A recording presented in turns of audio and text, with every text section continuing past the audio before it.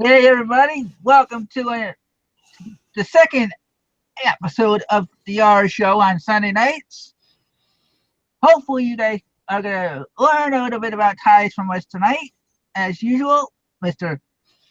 Mothership Products is with me, Hello. or Mr. Utah, depending on who you talk to. Yeah, I've been called worse by better. So, before we get into the topic tonight, you wanted to do a couple of quick shout outs since you're the guest. You didn't want to leave anybody out as our regulars and who might be popping in tonight. Yeah. Let's why don't we give some shout outs tonight or before we get going, and then as people come in, I can if we need to shout out again, we can do that. Hold on, Henry is saying no video. Oh, I see my video. I see it. I've seen an ad. No, I gotta skip the ad. No, I see it. Yeah, what the... Order up, Henry. Might need to refresh your page. Yep. I just asked them video okay. We'll see. Either way, they can hear us, right? Hopefully. So check 1, 2. Oh, Chad says he sees us. All right, that's good enough. As long as Chad sees us, we're good. So very good. All right, we're all good now, Henry. All right, good. All right, well, hey, let's do some call outs. It looks like Henry may beat Angie in for the first to remark, and so Angie, you're number 2 again. I'm sorry. You got to jump. Henry's getting tough to beat on the first comment. So let's see. I was gonna say it doesn't help with him when he comes on when I set the link at 3 hours before the show starts. It's hard to beat him. Hey, yeah, exactly. So you got to pay more attention. All right, who else we got? We got Going on Grumpy. Barb, how are you tonight? Let's go scoot down. Future Apple. Philip Murray, thanks for showing up. Glenn's here, or was. He was going to go finish his dinner. So, we have a Maggie Doodles in the chat. I'm figuring I help you. Okay. Let's see, we're out. Turtle Trader. Dawn Harley Woman is in the chat. Oh, Dawn, how are you tonight? Oh, Sean Cool Toads is making an appearance. Spikey 91 is here, so 1991. Hey, you're here. Chris is here. Yep, I'm here. I'm here too. Yep, I think that's it. Oh, Thomas Francis. Did I already say him? I don't know. Anyway, so you got it again.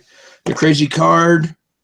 PGH Pick is here, and so is Andy. Andy, yeah. I think that's about it, right? Yep, and Chad says Henry has inside connections. No, he just has no life. That's what it is. Sorry, Henry. Got to call it as this, call it as it is. So, hey, Brian. Yeah, Brian. I was gonna say, and we just talked about tonight for the show. Yeah, we were talking about you earlier. Good things. So, okay, all right. Now that we need our shout outs, you said you wanted to talk about and show a screen share, so focus on you. Yeah, okay. Tonight's we're talking about ties. And I have, a little bit of information picked out, and so we're going to talk about it. I just got to figure out how to get to it. Hold on. So first thing I wanted to talk to you about is what a tie is and what to look for in a tie. I found a thing here called the anatomy of a tie. I thought that would work out really well for us. And it really just talks about, what is a tie? What are the different parts of a tie? Just a minute, let me enlarge it here a little bit. Okay, so you see that okay, Chris? I see it fine. Okay, great. All right, so the basics of a tie. Everybody that's ever had a tie, most hate wearing them. You know, they're kind of a pain, depending on your job or wedding, funeral, you know, dressed up occasion. Some people will enjoy them. But these are the individual parts. When you're looking at ties, for example, the shell. The shell is basically the pattern and the cover for the entire tie. So, and as it goes down, it gets smaller at this end. That's the tail, which most people understand. It's called the slip stitch. And the slip stitch is there to make it so that the tie isn't tied rigid. It's left open just a little bit so that it can stretch a little bit, so that every time you tie it, it doesn't work those threads out and tear the silk. Okay. Going back up and around the other side, you come down to the blade. The blade is the thicker part of your tie. That's the part that, you know, will be in front, tied on the person. The tail is tucked behind through the keeper, which is right here. Oh, whoops, right here. Sorry. Right there's the keeper. And basically that just keeps it so that if the tie flops around, you know, the tail stays tucked in. A lot of people use a tie tack to help keep their tie centered, and that's just a way to hold it to the shirt. They have this. All ties have this bar tack right here, which is really it's a heavy stitch that brings the two pieces of the tie together. And when they do that, it makes it that big stitch is kind of holds the whole thing together, because, like I said, with that slip stitch that goes all the way through this this tie, everything has to be movable, so that when you tie it, it doesn't end up, you know, ruining the tie after you just tied, you know, a certain number of times. Down here at the end of the blade on the back side is the tip. And tipping is, there's a couple of different kinds. This one is, excuse me, this is a decorative tipping, where there's the tipping color here is different than the tie shell itself. A decorative sometimes is black, sometimes it's different. You know, different tie manufacturers do different things. Some will put their name in there, embossed or something like that. When it's self-tipped, it looks like this one down here, where it's the shell of the tie is actually another part of the tie. It doesn't change colors. Now, most ties are called they're 3/4 ties, and most ties have this lining right here. It's usually white, and it's cotton or wool. I mean, I'm sorry, it's wool, and it really helps the tie keep its shape. On the higher end ties, they're called a 7-fold tie, and originally they came out as it was one piece of cloth folded 7 times to make the tie. But after a while, they realized that a 3 to 4, which is 3 or 4 pieces sewn together, makes for a longer, a decent tie without as much fabric. Most people really like the 7-fold ties. That's what people are going to look for. There are a few companies that still do it. And the 7-fold tie is quite a bit heavier because it has a lot more material. This lining is pretty light on most of them. So let's see what else we got on here. Am I going too fast, too slow, just right? You're doing okay for me. I don't know about the viewers, but I like right, and I don't have the chat up, so well, okay. So that's the Turtle Trader was saying Robert Talbot does the 7-fold. That is true. They have a special line. Not all Robert Talbots, but Robert Talbot does have a 7-fold tie. And usually when you look at those, they're going to be the ones that sell for the best money. And usually they will say it on the tie because they want to, say, hey, this is a 7-fold tie. I don't believe I have a picture of a 7-fold tie on my presentation today. They're hard to find. I've only found one, and it was pretty much destroyed, so I didn't even get to use it. So, all right, let me go back. Let me get back to where I wanted to go here. Sorry, guys. Okay. Henry, we'll get to that question. That's in one of my 8 questions I have for him when he's ready for questions. Right. Okay. So that's what a tie is made up of. So when I talk about different things on the tie, you'll be able to understand what part of the tie I'm talking about. Again, there's so many ties out there. There's a ton of different manufacturers. There's different sizes. There's different widths and lengths, and it's all really tailored towards the person and what they're using it for. So the typical things they're made of, I would say about 98% of ties today are made out of silk. And silk, they're made out of silk because silk is very flexible yet strong.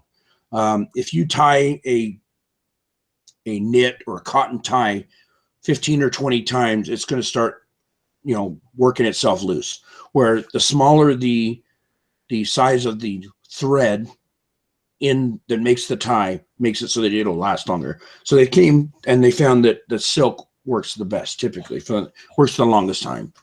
So, but typically you can have them, they're made out of silk or wool. You'll have some wool ties out there. Back in the 70s, they tried, just like they did with everything, polyester. And you'll come across some polyester ties, and I will tell you now that polyester ties are worthless unless you get a specific kind.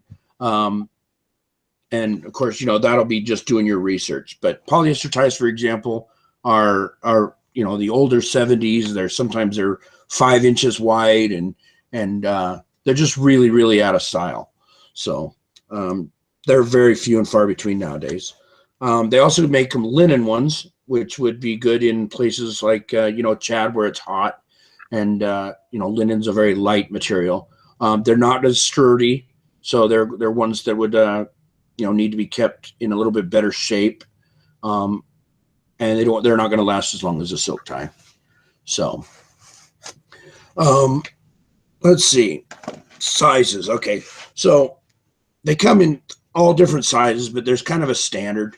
There's the standard normal sizes between 58 and 60 inches long, and that fits most people up to about 6'1", depending on what knot you tie. Based on the tie should land, the blade of the tie, when tied, should be right in the middle of your belt, or right in the middle of your belt buckle, halfway between the top and the bottom of your tie, of your belt. So that's where it's supposed to land. Now, you can usually, different sizes, you can get it close or based on how much tail you have tucked in. But when when you have a taller person, there's going to be more tie there. So, like I said, normal is like 57 to 60 long for taller people, or people like me. I'm a fat guy, right? So I'm only 5'8", but from here to my belly button, because I have a big belly, is round. So I need a longer tie to get it to fit where I need to go. And then there's short ties that are 53 and less. If you come across a tie that's like 4 feet or 48 inches, that's a boy's tie. So, I mean, they don't go too much smaller than about 53, 54 inches in an adult tie.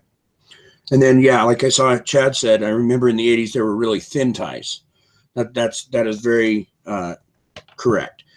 Ties have gone from really fat to really skinny, back and forth over the ages. You went to a bolo tie, which is basically just a piece of rope with some kind of clasp. But in the 80s, it was very fashionable to have very thin ties because it was supposed to be slimming. But what they found out really is that a thin tie looks great on a thinner person, but it really looks out of place on a normal sized person or a bigger person. So standard today is between 3 and 3.5 inches at the width of your blade. That's measured right at let me grab a tie here. Okay. So,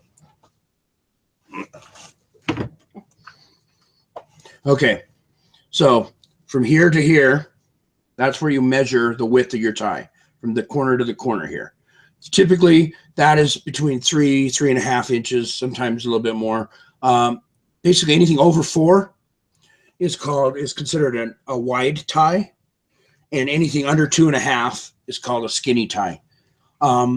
Most people say that you got to really be pushing the edge if you're going to try and do a skinny tie. They're not as popular as they used to be. So they're basically, we're back to about a standard size, 3 to 4 inches. And again, I showed you where to measure that from. Now the length, of course, is measured tip to tip with it sitting casually. You don't want to stretch it. You don't want to, pull it too hard. You just want to measure from tip to tip, from the tip of the tail to the tip of the blade. And that'll give you your size. And like I said, most of them are between 57 and 60. That's the standard tie size for a standard human, adult male. So those are about the sizes and what they're normally made of. Do I have any questions? We'll get into, what types and stuff like that a little bit later. I just was going to give me a chance to take a breath and let you guys ask questions, and Chris can ask a question. Well, we already have our first 2 questions from the viewers. Okay, what we got? Yeah, I wanted to know, how do you know what style tie is current? Well, the easiest way, Chad, and I hate to say it this way, but is if you look in magazines for men, like GQ, Men's Health, and they'll, if you keep up with men's fashion, which I personally have a hard time with because I am like fashionably unfashionable. But that's where you can find out what's going on. You can also go into like business and business magazines, and a lot of business magazines will tell you that, they give you ideas on, power ties and, should I do this for, during a job interview, what kind of tie should I have? And to be subtle, what kind of tie I should have. But as trends and ties change, you'll see it in the advertisements of magazines mostly. That's the easiest way. So looking at magazines doesn't really tell you. Okay, well, again, the difference between a 2.5-inch tie and a 4-inch tie is very, this is about a 3-inch tie, I think, 3.5-inch tie. Yeah, this is a 3-inch tie. So if you go to a skinny tie, it's very noticeable because, first of all, it's skinny here and it's really skinny up here as it goes up. So the length is always going to be the same. It's the width that changes. The length is always going to be in the middle of your belt buckle. That's what length you're supposed to have it. So the thickness, that's going to change over time, but it's been since about the late 90s. So about the last 20 years, it's been pretty close to the 3 to 4 inch range on the width of the tie.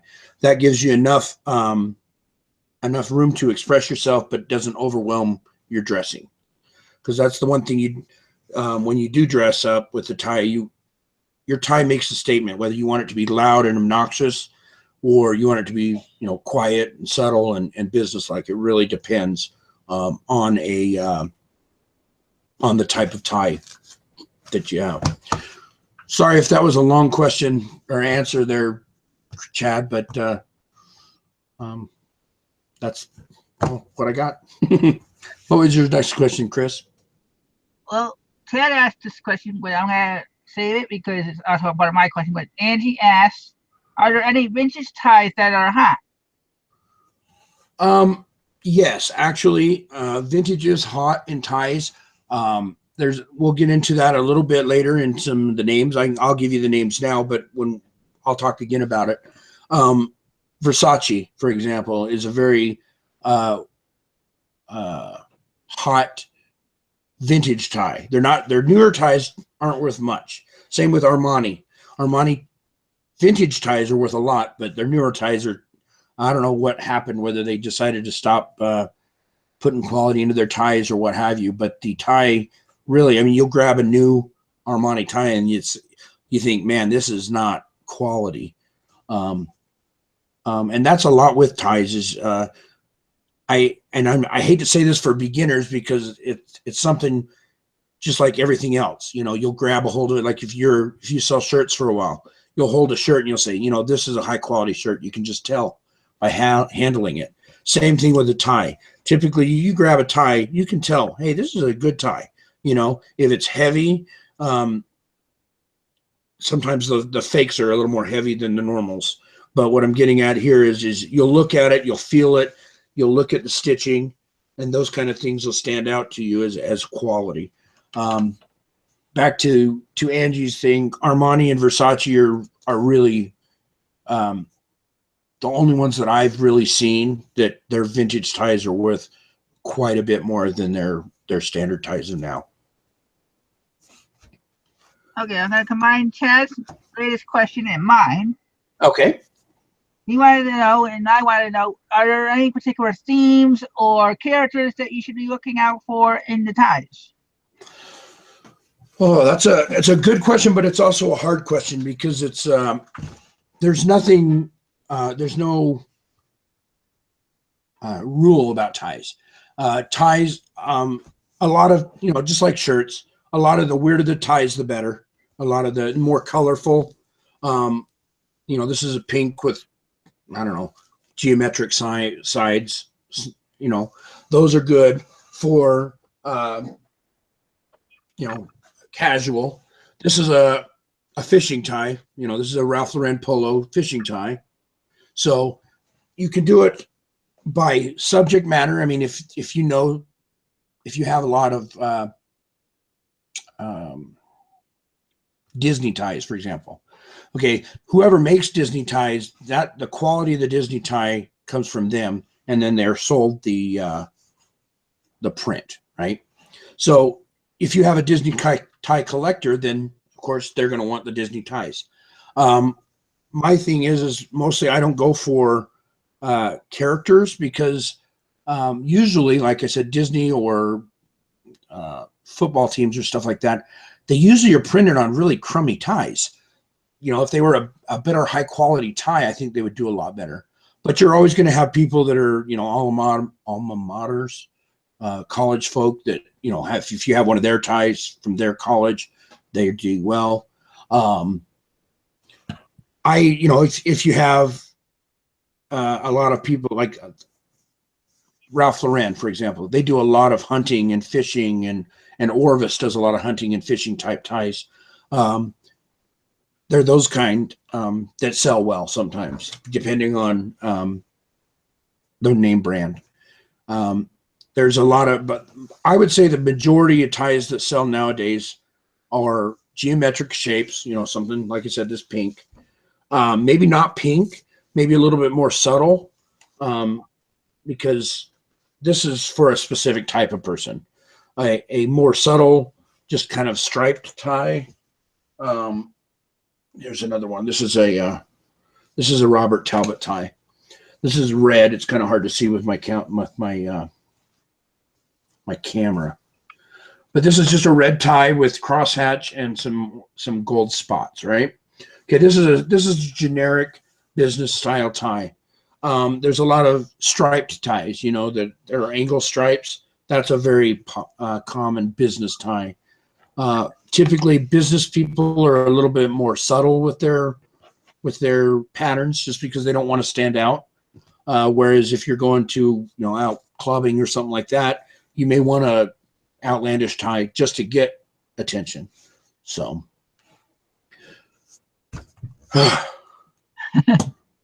Okay. so did that answer your question? Okay. I mean, I think he answered it, and we're getting a lot of more questions in, so we might not even get to most of mine.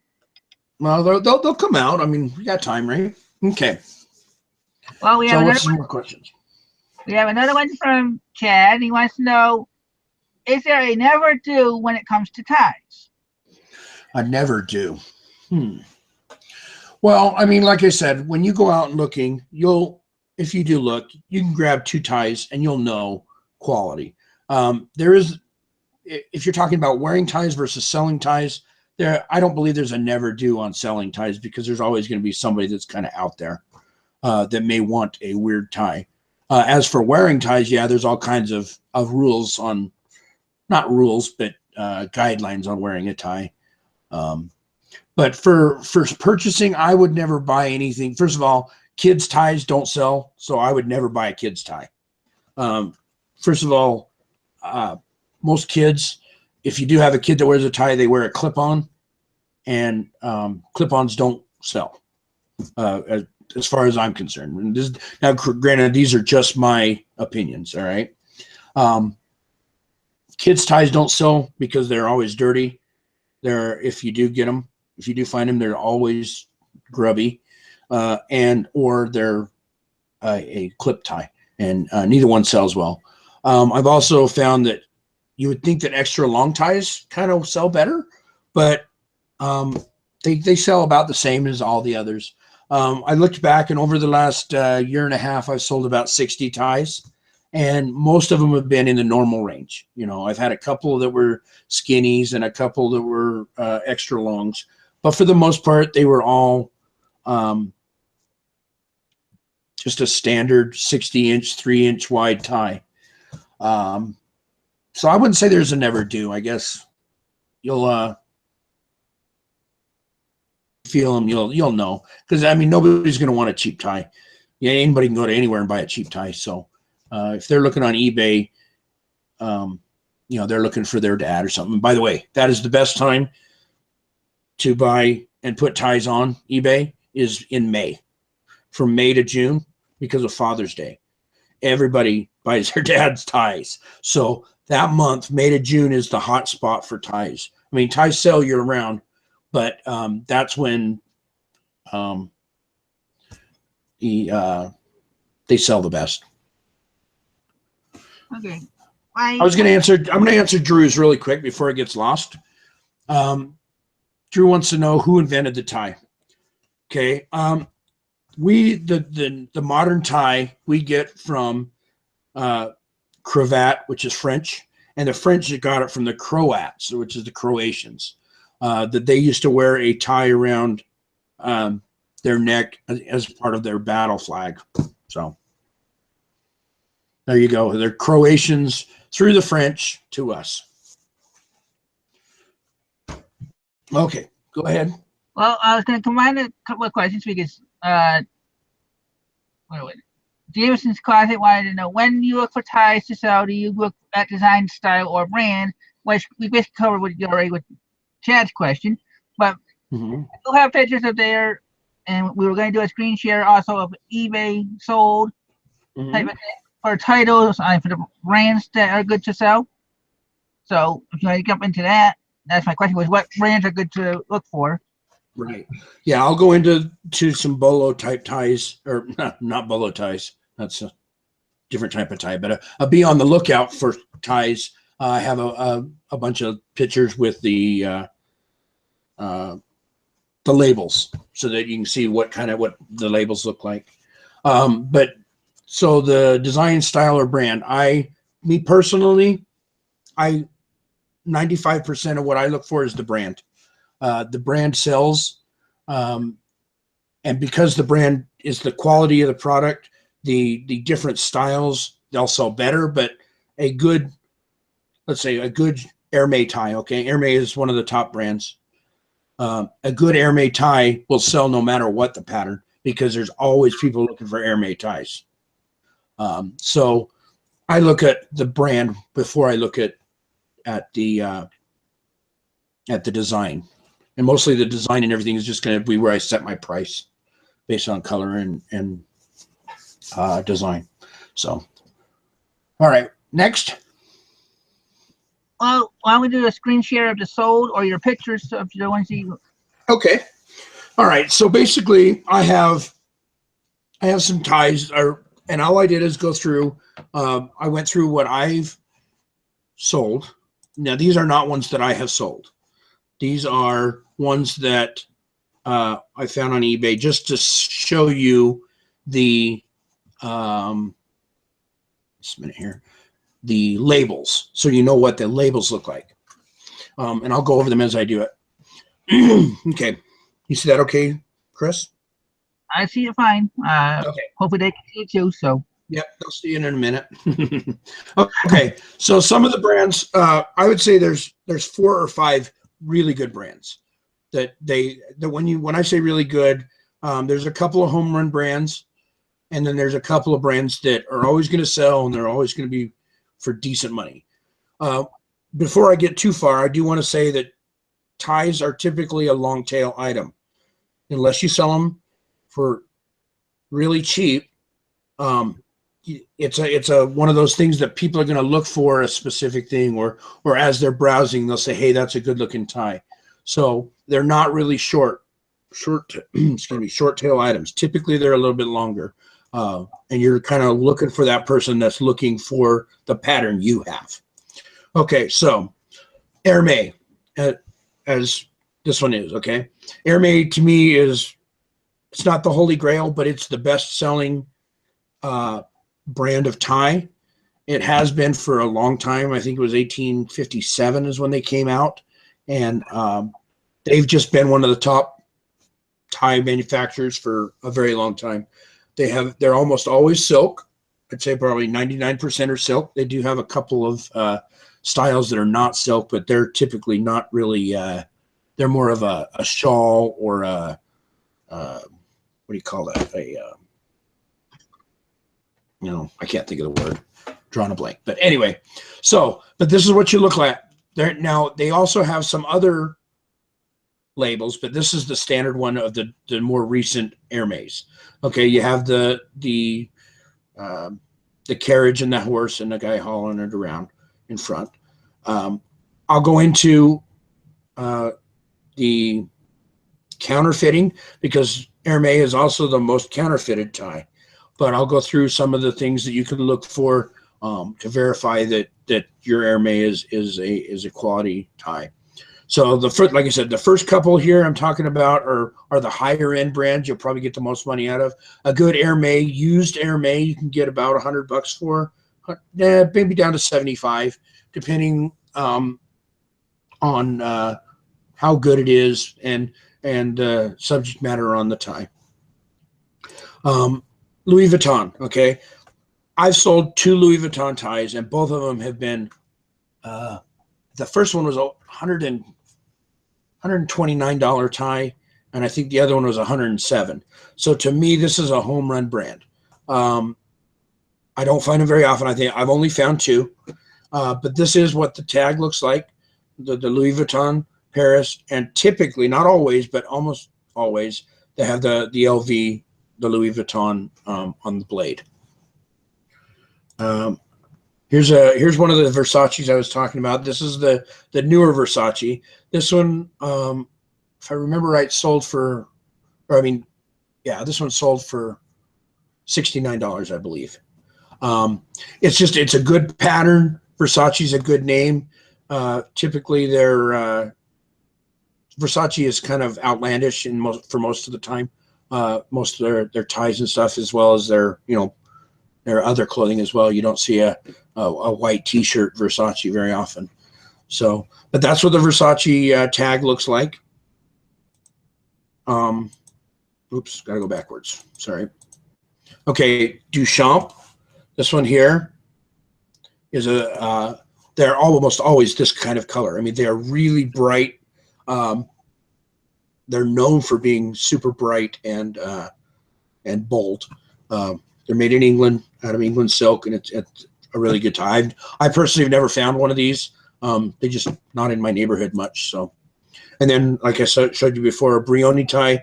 Now, Brioni is it's one of those ties that kind of spans the gambit. You can find $5 or $10 Brionis all the way up to $200 Brionis. And other than style and subject matter, there's really not a lot of difference between the two. So I don't know how they're the ones.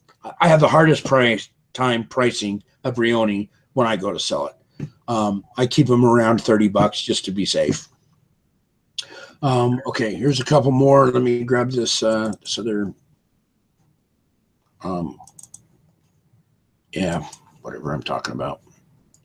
Don't listen to me. I'm just talking, right? Let me get this bigger here. Okay, so now this is the Armani's that I was talking about. This is the newer Armani style. No, I couldn't find a picture of a good what do you call it? Vintage one. So this is the newer style. They're sought after, but they're not hugely sought after anymore. The older ones, the older vintage ties, are worth a lot more. But the problem is they're usually stained. So, and that's one of the things when I go over what to look for in a tie when we do go out in the wild. That'll be one of the things that's very common. Okay, for people that sell clothing, the Burberry, this is their standard plaid look. I sold a Burberry of London, looks just like this, and not this exact one, for $72, but it was new with tags. So this is about a $70 tie. You can find it, and Burberry does make other ties, but most all of them have that design somewhere, whether it's on the backside of the blade or on the shell itself. Canali is another good one. That they make business suits, so they're usually a little bit reserved in designs and stuff on them. They're not super bright. Typically a good blue.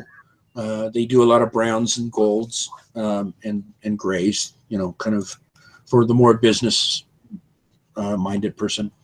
Charvet.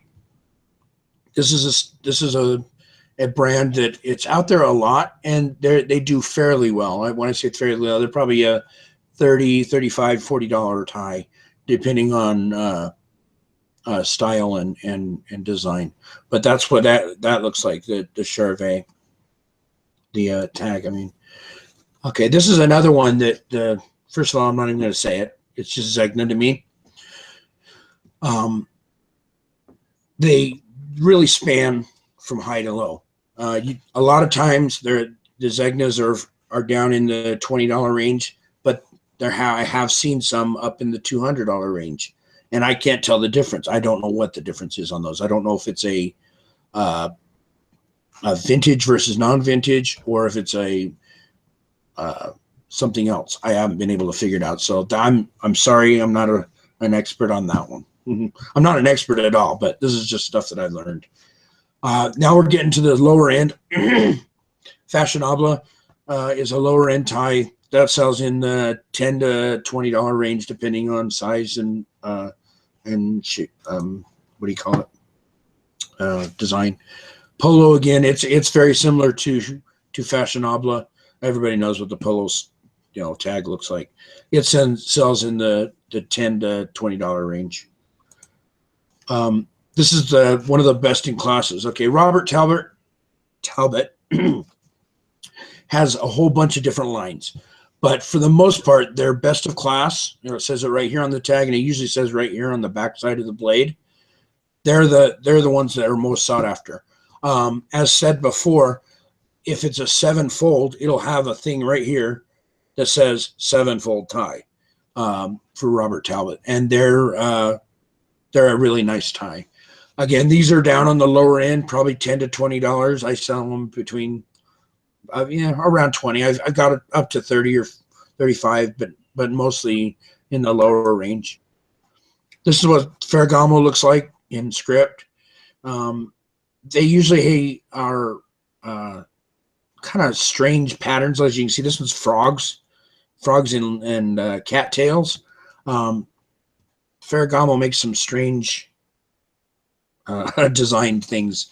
They're in the lower end, the $10 to $20 range. Ted Baker, they span pretty good, but I'd say they're usually $10 to $30. they're known for this. Their keepers always seems to be some weird color. That's not anything that looks like anything on their tie. I'm not actually sure why they do that. It's just what they do, especially since this is never seen, when it's being worn. So, but that's just one of their trademarks. And vineyard vines. Okay, I know on the East Coast, vineyard vines is very popular.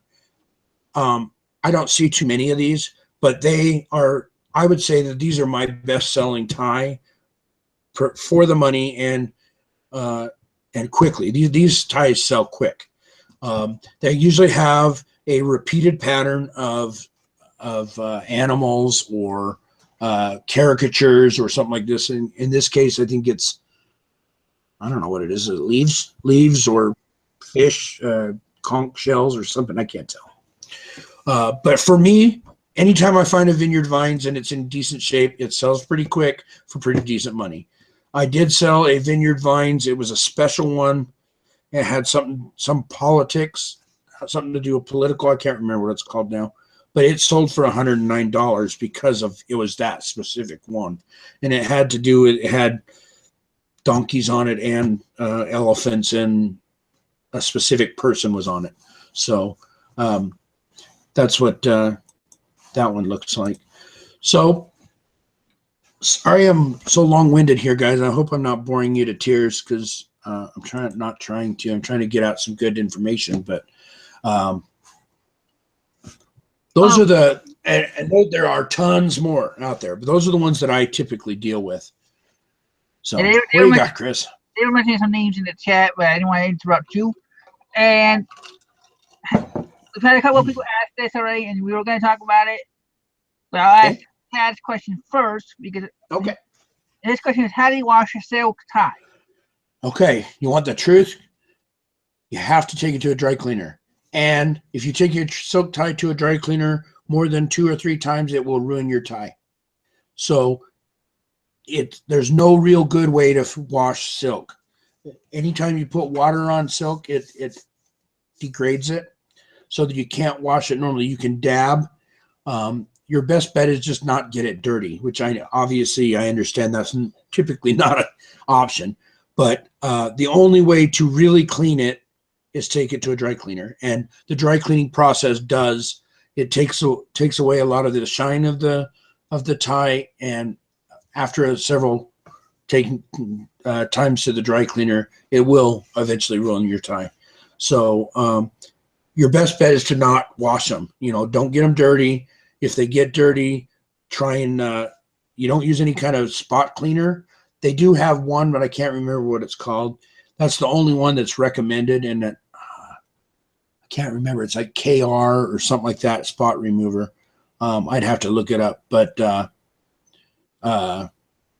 they say that's the only one to do anything on a silk, and that's typically you want to only do it on a spot that nobody will see, because you'll be able to tell. So, and back to what we were saying, when you go looking for ties, that's going to be the number one thing you look for. the number, excuse me, sorry guys. The number one thing you look for is right here on the blade from about 10 inches up to the tip. That's where all the dirt that when anybody eats with a tie on, that's where it's going to land. So go over that really well to look really closely for a lot of oil deposits, or food, anything like that, because sometimes, and you'd be surprised at how one little dot on a tie is so blatantly obvious when it's under certain light. So if you have a chance, you can take your tie and look at it under different, now obviously you can't take it out of the store, but look at it under the light as best possible. Go to a different part of the store where the light's better, because you'll see things there that you didn't see back by the tie rack. That and the other thing, that happens a lot to ties is they'll start to separate on this back seam, which they're made to do. Like I said, that one little this piece of string in here, that stitch right there, that helps keep your tie straight and narrow, straight this way. But over time, it'll be stretched because it just does. Silk stretches as well as any other material, and you'll get fraying around where it ties, and you'll start to come apart there. The other two things I would say to look for, which aren't deal breakers, but are almost always, is the keeper. The tie keeper is almost always loose. The stitching on those are so small for the tag and the keeper. So, and that is not a deal breaker. You can sell them with the keeper loose. A lot of people don't use keepers anyway. Like I said earlier, they'll use tie tacks or tie clasps. So that's not necessarily a deal breaker, but if it's raggedy, you'll see it there. And then if it's an older tie, here on the blade, at the tip here and both points, that's where they're going to fray. That's where, if you use the tie a lot, this is going to rub on your the inside of your coat jacket, your suit jacket, or on your belt or anything like that, and this is where they'll start to fray. Now, once it starts fraying, there's really nothing you can do with silk. It's because they're such small individual threads. You can clip them. You don't want to burn them. Some people will, take a lighter and try to singe them off. You don't want to do that with silk. But once they start once they start coming apart, there's not much you can do. So those are the basic things to look for in tie when you're out in the wild. Again, brand. Okay, I didn't even see this. I forgot. A lot of times they'll have the tag in it still. Like this one. Let's see if I can get this right. Can you see what that says? I can barely read it still. Okay. Well, that's the price tag on this Ralph Lauren Polo fishing one. It's suggested retail $65. Like I said, I got it secondhand, but as you can see, some of these go for pretty high dollars. When they're new. Okay. Next. Next, we'll get, since we have about 15 minutes or so before the hour's up. Oh man, I'm talking way too much. We've had a couple questions, and one of my questions is how do you tell a fake one? Okay. There's a couple of ways on an airmade tie. I don't have an airmade tie because they sell. So I'll go over it on a different tie and explain the differences. I will go back to that. I'm going to go back to this. Hold on one second. Share screen again. Back to this airmade tie that I had over here, because this we can looking here. Okay. Okay, you can see that, right, Chris? Yep, I see it fine. Okay, so airmade is probably the most iconic tie brand, as well as the most counterfeited. It's not always, they're not as bad as like Nikes, but they're close. Okay. Because airmade is such a high quality brand and has been around a long time, of course, they're going to be high on the list for counterfeiters.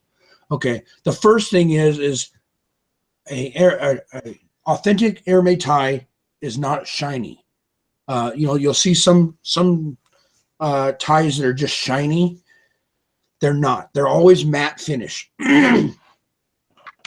Not like, dull finish, but they're very matte. They don't shine. And that's just the way they're made. And they're a little bit more stiff than you would think, but they break up and they get soft over time. But the main thing is that they're not shiny. That's one of that there's quite a few rules for or testing points for it. Like the tipping. Remember I said the tipping on, like, for example, I can't show you on that one, but on this one, the tipping, I can't show you. Oh, never mind. Anyway, the tipping on the back side of the blade on a true airmade, it will always be the color of the background of the tie. So on this one, it would be blue. It wouldn't have the designs on it. It would just be blue. Okay,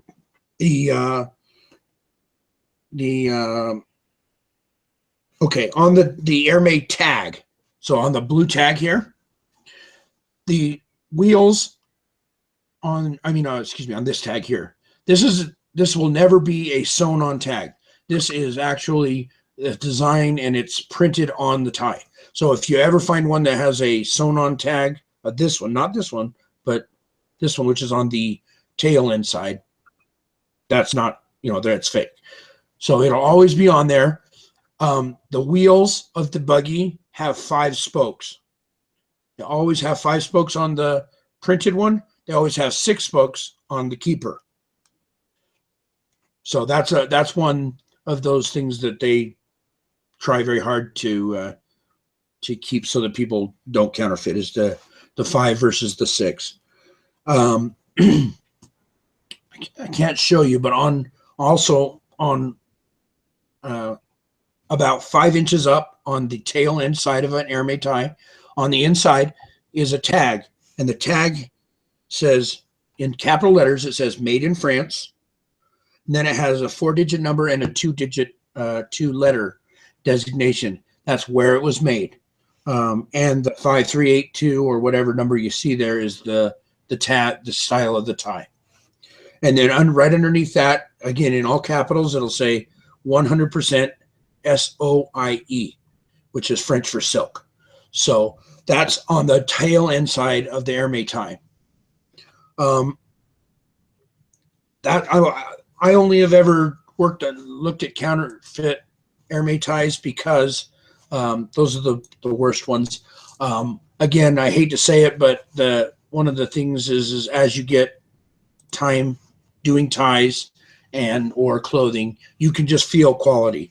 You'll grab a tie and it'll say Ralph Lauren Polo, but you'll think, this is not something that they would make. Or you may find a Louis Vuitton that it's just, you feel it and it's like, this is not high quality at all. So that's another thing is if you actually go, eBay has a couple of good, what are they called?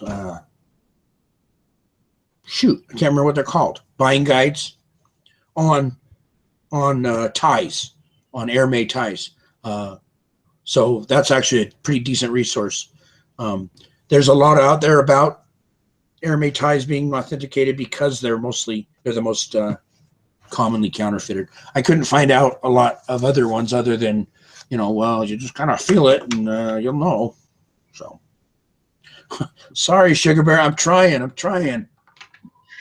And Chad said he said it was up for 2 years at $12 and it hasn't sold. Oh, what's that? Chad made a comment. I've had a Zanga tie listed for 2 years for $12. Yep, like I said, and they're a long tail item, and sometimes they sell really quick, and sometimes they just sit there and wait for the person that likes that style. They're kind of hit or miss. Sometimes some of the brands kind of go, like you said, from one extreme to the other. But I would say if you're looking to use ties as part of your business, stay with the higher end ties, stay with the Airmades, Vineyard Vines, Louis Vuitton if you can find them, Duchamp, Charvet. Those I would say those are your best brands to keep under. If you don't mind having a lot of ties, Robert Talbert's always sell for between 10 and 15, 20 bucks. So if you want quantity, you'll find those a lot as well. So one good thing about ties that I love, okay, this is my box of ties right here, is once the way I store them, that's it. That's the whole tie right there. It's about 4 inches wide by 2 inches thick. Store ties, so that they don't get wrinkled, is you roll them. You never fold them, you roll them.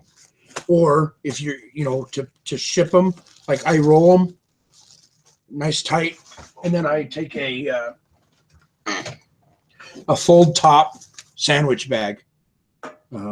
Just I think this is he has a Walmart special here, but they work really good. And I just tuck the tie in, and then put on my little thing that says, "Hey, thanks for being a great customer," and all that hoopty hack.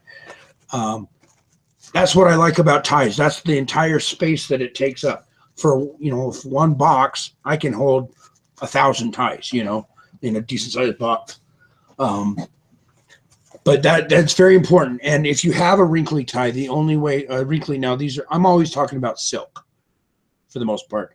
The other ones you'll come across, and you'll have to do your own research on that because they don't really I don't go over that because I don't come across much more than silk.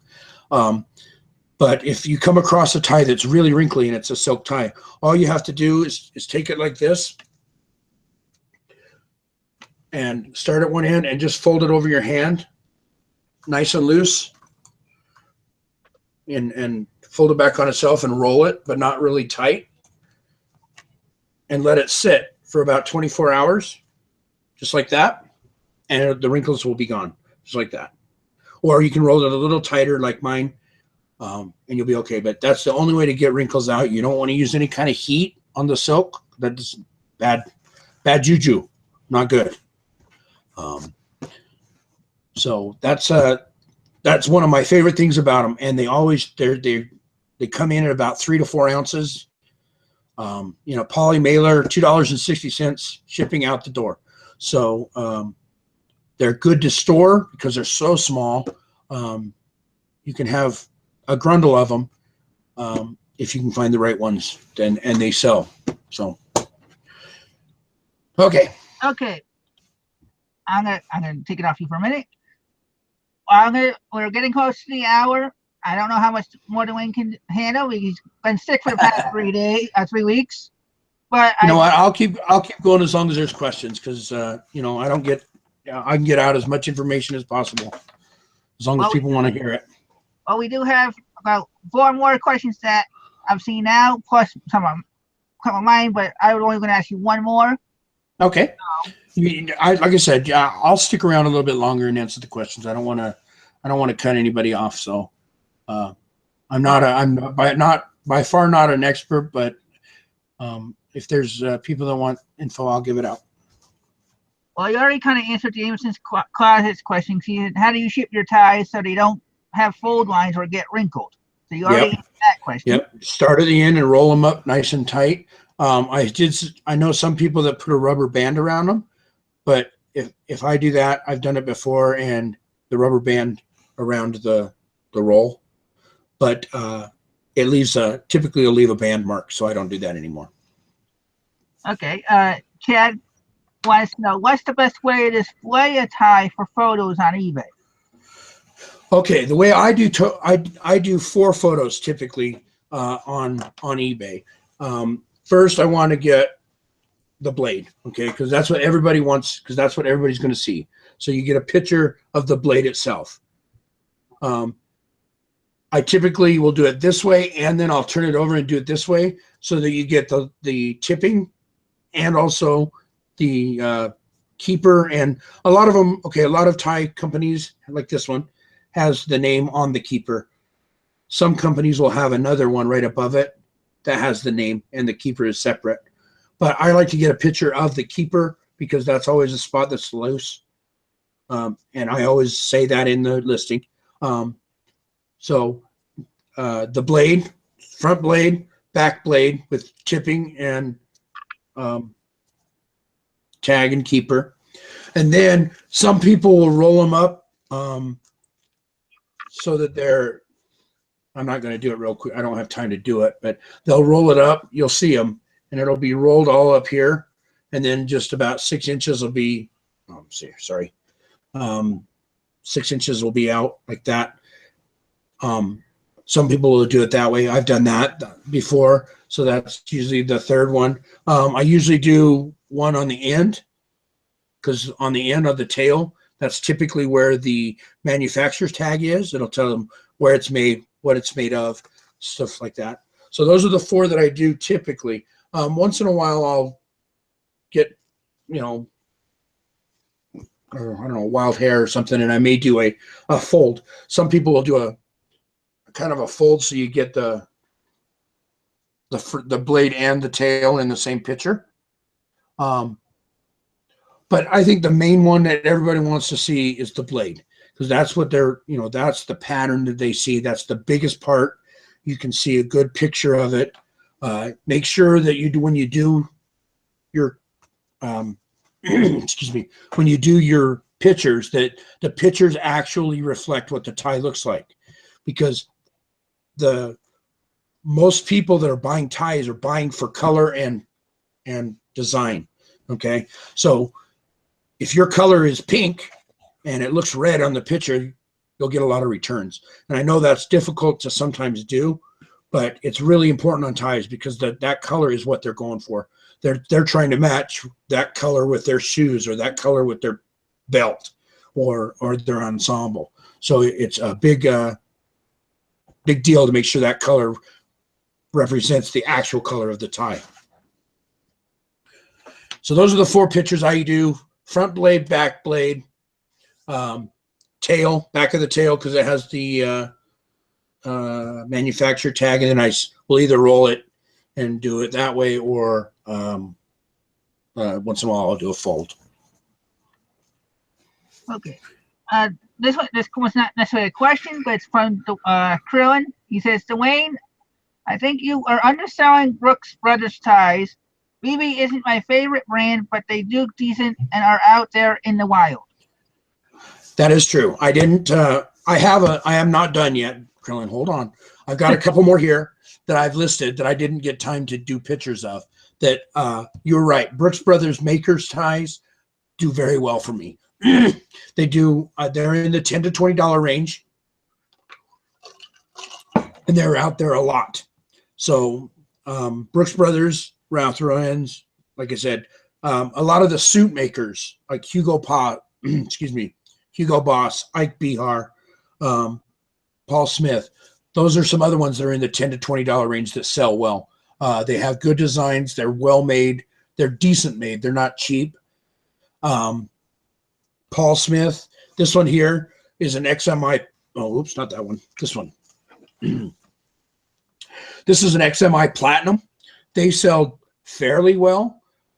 This is probably a $10 to $20 tie if I ever list it.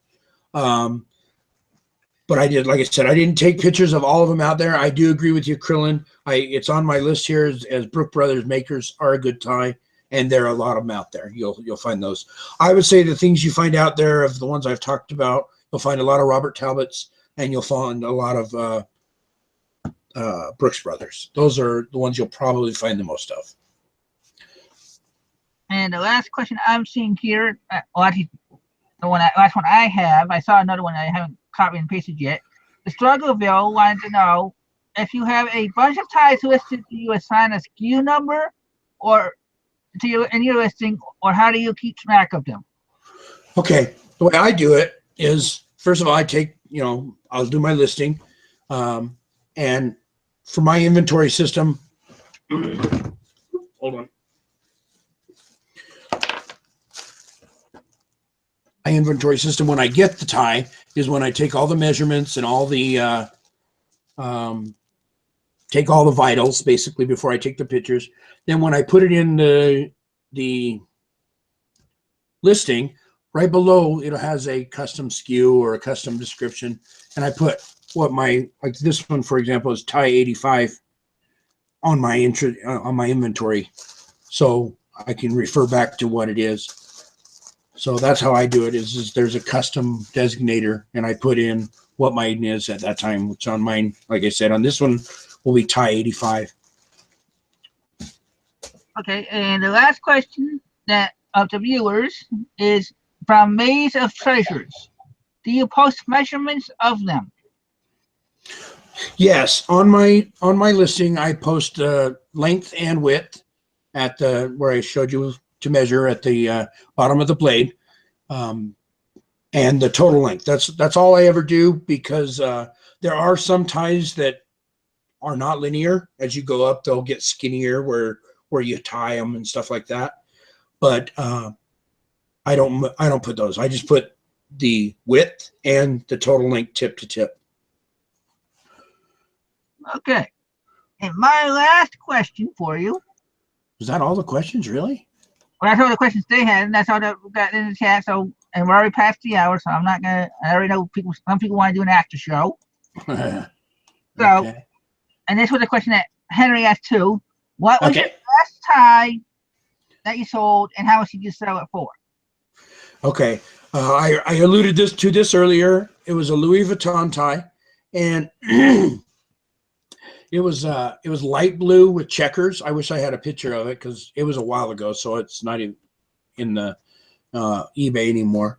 I sold it for, I believe I sold it for $139. It was used. It was not new, but it was a specific pattern that Louis Vuitton has, and I can't even remember what it's called. It's like DAIMER, Dimer, or something like that. Yeah, so I sold it. I can't remember. I think it was 136 shipped or 134 shipped, something like that. So, and I bought, here's another thing. When you're buying ties, I typically buy ties for about $3 or less. They're out there. Of course, you try and get them for as cheap as you can. I probably wouldn't pay more than about $5 for a tie unless I knew it was like a Louis Vuitton or a Duchamp or a Hermès or something like that.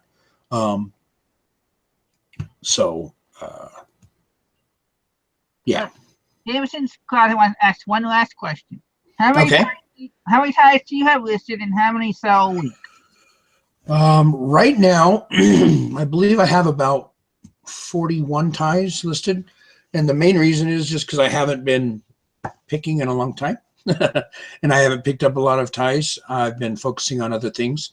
So, but I have about 41, and I'd say right now, for some reason, I'm not selling many at all. I may just have some either. I may have to go back and look at my pictures and see if I've got some issues with that. But I probably sell one every 2 weeks, maybe, with 40 in my store. But like I said, if you got a nice design, it'll sell fairly quickly. And then after that, you're just kind of hoping that one guy sees the one tie in your store, because there's so many ties and so many different designs. So okay. Well, that is the end of the show tonight, guys.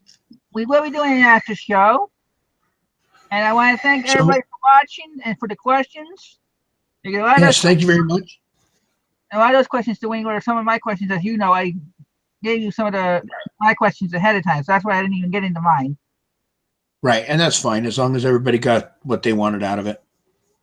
So again, I want to thank everybody for watching, and if you liked what Duane gave for information, please hit that like button.